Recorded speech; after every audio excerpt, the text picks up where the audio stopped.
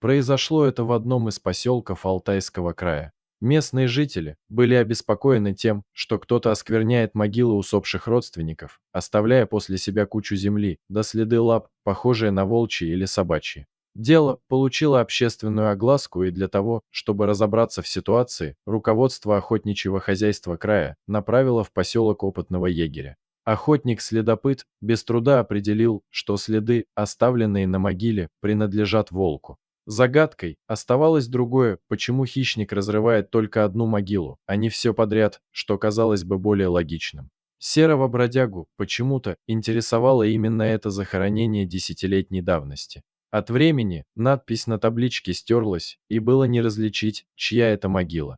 Попытка устроить засаду ни к чему не привела. Волк, словно потеряв интерес к неприятному и местами кощунственному занятию, не пришел в эту ночь. Но егерь не собирался сдаваться без боя. Несмотря на то, что стояла зима, он оборудовал себе лёжку за поваленным деревом и принялся ждать. На третьи сутки серый вандал появился на кладбище. Волк сразу направился к облюбованному захоронению. Когда он разгреб могилу, то поднял морду к небу и протяжно завыл. Егерю стало не по себе, когда, поймав профиль волка в перекрестии оптического прицела, он заметил на его морде слезы.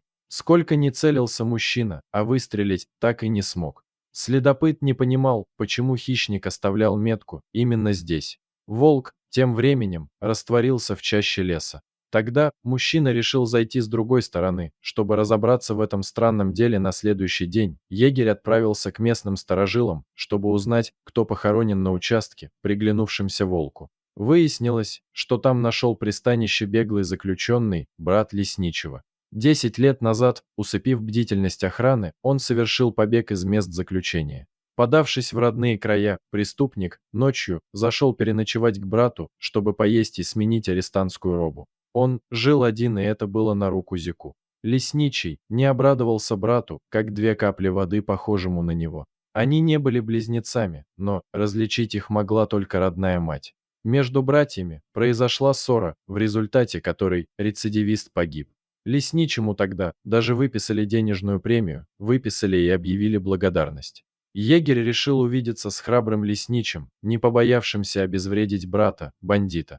Но соседка сказала, что он сразу после похорон уехал в город и живет теперь там. Мужчина, терзаемый сомнениями, обратился к местному участковому, который в результате дал запрос по месту жительства лесничего с целью установления его личности.